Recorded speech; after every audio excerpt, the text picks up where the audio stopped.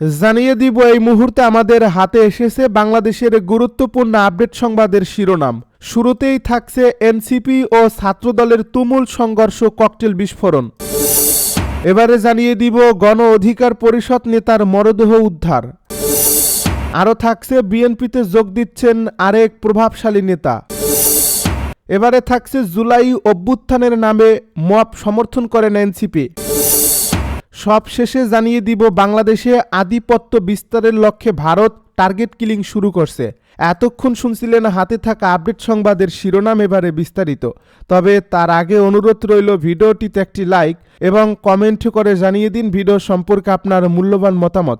আরও জানিয়ে দিন ভিডিওটি কোথা থেকে দেখছেন বা কোন জেলা থেকে দেখছেন। এনসিপি ও ছাত্রদলের তুমুল সংঘর্ষ, ককটেল বিস্ফোরণ। শরীয়তপুরে জাতীয় নাগরিক পার্টি ও ছাত্রদলের মধ্যে ব্যাপক সংঘর্ষের ঘটনা ঘটেছে। এ সময় ককটেল বিস্ফোরণে অন্তত 5 জন আহত হয়েছেন। পরে পুলিশ ঘটনাস্থলে গিয়ে পরিস্থিতি নিয়ন্ত্রণে আনে। এ ঘটনায় একে অপরের বিরুদ্ধে অভিযোগ তুলছে।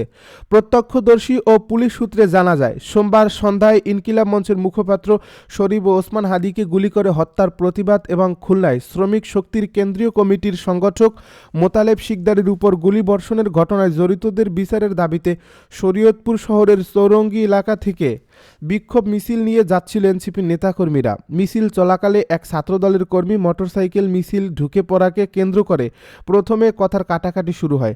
এক পর্যায়ে তার সংঘর্ষে রূপ নেয়। এ সময় কয়েকটি ককটেল বিস্ফোরণের ঘটনা ঘটে। এতে উভয় পক্ষের অন্তত 5 জন আহত হন। জেলা ছাত্রদলের সদস্য সচিব সোহেল তালুকদার অভিযোগ করে বলেন, আমাদের এক কর্মীকে পূর্ব শত্রুতার জেরে রাস্তা দিয়ে যাওয়ার সময় ছাত্রদলের কর্মী পরিচয় দেওয়ায় মারধর করা হয়। এ বিষয়টি জানতে পেয়ে আমরা ঘটনাস্থলে গেলে এনসিপি নেতাকর্মীরা ছাত্রলীগের লোকজন নিয়ে আমাদের উপর হামলা চালায়। আমরা এ ঘটনার সুষ্ঠু বিচার চাই। পাল্টা অভিযোগ করে জেলা নাগরিক পার্টির সাবেক যুগ্ম সমন্বয়কারী সবুজ তালুকদার বলেন, হাদি হত্যার বিচার এবং খুলনায় আমাদের এক নেতার উপর গুলির প্রতিবাদে আমরা শান্তিপূর্ণ মিছিল নিয়ে যাচ্ছিলাম। এ সময় ছাত্রদলের এক কর্মী মোটরসাইকেলে নিয়ে মিছিলে ঢুকে আমাদের এক কর্মীর উপর হামলা চালায়। পরে তাকে আটক করে ছাত্রদলের সদস্য সচিব সোহেল তালুকদার সহ তার লোকজন দেশীয় অস্ত্র নিয়ে আমাদের উপর হামলা করে। গণ অধিকার পরিষদ নেতার মরদেহ উদ্ধার। সিরাজগঞ্জের এনায়েতপুরে এক যুবকের মরদেহ উদ্ধার করছে চৌহালি নৌ পুলিশ। সোমবার দুপুরের দিকে জালালপুর ইউনিয়নের পারামোহনপুর এলাকায় যমুনা নদীর একটি ড্রেজার থেকে এ মরদেহ উদ্ধার করা হয়। নিহত হাফিজুল ইসলাম হাফিজ এনায়েতপুর থানা গণ অধিকার পরিষদের সিনিয়র যুগ্ম আহ্বায়ক এবং বাউখোলা গ্রামের কমল মুন্সির ছেলে। স্থানীয়রা জানান, গণ অধিকার পরিষদের নেতা হাফিজ সহ বেশ কয়েকজন মিলে জালালপুর, আরকান্দি ও পারামোহনপুর সহ আশপাশের এলাকায় বালির ব্যবসা করে আসছে। রোববার রাতে ড্রেজারের বাল্ক হেডের ইঞ্জিনের অংশে সহযোগীদের সাথে খাবার খেয়ে ঘুমিয়ে পড়েন হাফিজ। সোমবার সকালে তার মৃত্যুর বিষয়টি জানাজানি হলে এনায়েতপুর থানা ও চৌহালি নৌপুলিশ ঘটনাস্থলে গিয়ে তার মরদেহ উদ্ধার করে। চৌহালি নৌপুলিশ ফাঁড়ির ইনচার্জ ফিরোজ উদ্দিন জানান, নিহতের শরীরে কোনো আঘাতের চিহ্ন নেই। প্রাথমিকভাবে স্বাভাবিক মৃত্যু মনে হচ্ছে। পরিবারের সদস্যদের কোনো অভিযোগ না থাকায় মরদেহ তাদের কাছে হস্তান্তর করা হয়েছে। এবার বিএনপিতে যোগ দিচ্ছেন আরেক প্রভাবশালী নেতা। ত্রয়োদশ জাতীয় সংসদ নির্বাচন সামনে রেখে এবার বিএনপিতে যোগদান করেছেন ফ্যাসিবাদ বিরোধী যুগপৎ আন্দোলনের শরিক 12 দলীয় জোটের সমন্বয়ক ও বাংলাদেশ জাতীয়তাবাদী দলের চেয়ারম্যান অ্যাডভোকেট সৈয়দ এহসানুল হুদা। সোমবার বিকেল 4:30টায় রাজধানীর গুলশানে বিএনপি চেয়ারপারসনের রাজনৈতিক কার্যালয়ে এ যোগদান অনুষ্ঠান হবে। অনুষ্ঠানে বিএনপি মহাসচিব মির্জা ফখরুল ইসলাম আলমগীর প্রধান অতিথি হিসেবে উপস্থিত ছিলেন। বিএনপি ও 12 দলীয় জোট সূত্র এসব তথ্য নিশ্চিত করেছে। তবে সৈয়দ এহসানুল হুদা তার নিজ দল বাংলাদেশ জাতীয় দল বিলুপ্ত করে নেতাকর্মীদের নিয়ে বিএনপিতে যোগদান করবেন নাকি একাই বিএনপিতে যোগদান করবেন সে বিষয়ে তখন কিছুই জানা যায়নি।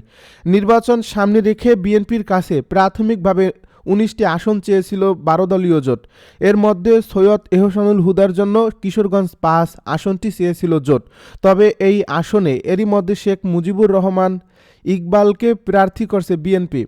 পরে আসন সমঝোতা নিয়ে 12 দলীয় জোটের সঙ্গে বৈঠক করে বিএনপি। এছাড়া সৈয়দ এহসানুল হুদার সাথেও আলাদা বৈঠক করছে বিএনপি। জানা গেছে বিএনপিতে যোগদান করার পর এহসানুল হুদাকে কিশোরগঞ্জ 5 আসন থেকে ধানের শীষের মনোনয়ন দেওয়া হতে পারে। এক্ষেত্রে এই আসনে ধানের শীষের বর্তমান প্রার্থী পরিবর্তন করা হবে। গত 8 ডিসেম্বর নিজ দল বিলুপ্ত করে নেতাকর্মীদের নিয়ে বিএনপিতে যোগদান করেন বাংলাদেশ এলডিপির চেয়ারম্যান শাহাদাত হোসেন সেলিম। যোগদানের পর তাকে লক্ষ্মীপুর 1 আসন থেকে ধানের শীষের মনোনয়ন দেওয়া হয়। এর আগে গত 1 ডিসেম্বর আওয়ামী লীগের নেতা ও সাবেক অর্থমন্ত্রী শাহ এস কিবরিয়ার ছেলে রেজা কিবরিয়া আনুষ্ঠানিকভাবে বিএনপিতে যোগ দেন। গুলশানে বিএনপি চেয়ারপারসনের রাজনৈতিক কার্যালয়ে দলটির মহাসচিব মির্জা ফখরুল ইসলাম আলমগীরের হাতে ফুল দিয়ে আনুষ্ঠানিকভাবে বিএনপিতে যুক্ত হন তিনি। সেদিন রেজা কিবরিয়া বলেন, বিএনপিতে যোগ দিতে পেরে আমি গর্বিত। আমি আজ আনুষ্ঠানিকভাবে বিএনপিতে যোগদান করেছি। বিএনপিতে যোগ দিতে খুবই আগ্রহী ছিলাম, কারণ এই দল দেশের গণতন্ত্র 2 বার রক্ষা করেছে। শহীদ রাষ্ট্রপতি জিয়াউর রহমান আমার আদর্শ। এত বছর পরেও তিনি রাজনীতিতে এখনও জনপ্রিয়। তিনি বলেন, বিএনপিতে যারা নেতৃত্বে আছেন তারা তরুণদের স্বপ্ন পূরণ করতে সক্ষম হবেন।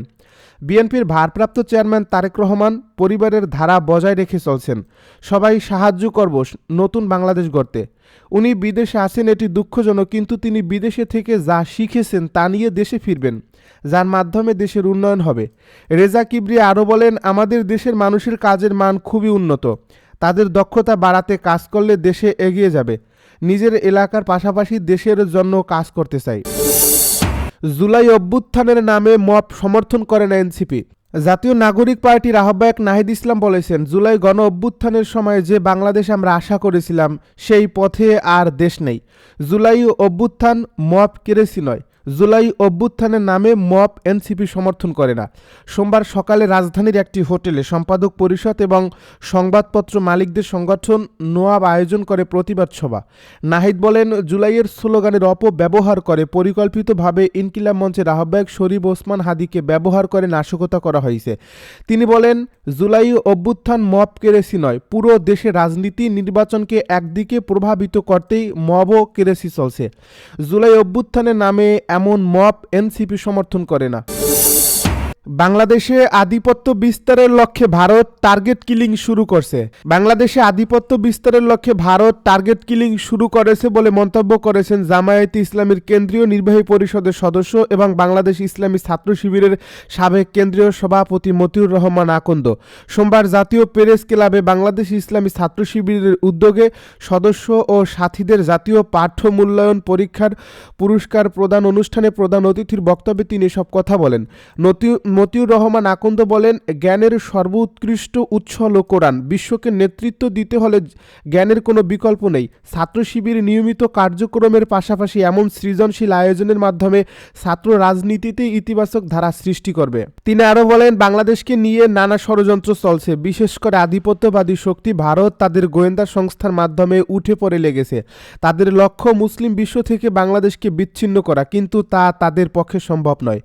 ইতিমধ্যে বাংলাদেশের অনেক তরুণ যুবক বিশ্বের বিভিন্ন দেশে ইসলামের সুমহান বাণী ছড়িয়ে দিয়েছে, যার মাধ্যমে সারা বিশ্বের সঙ্গে বাংলাদেশের গভীর সম্পর্ক তৈরি হয়েছে। বাংলাদেশে আধিপত্য বিস্তারের লক্ষ্যে ভারত টার্গেট কিলিং শুরু করছে।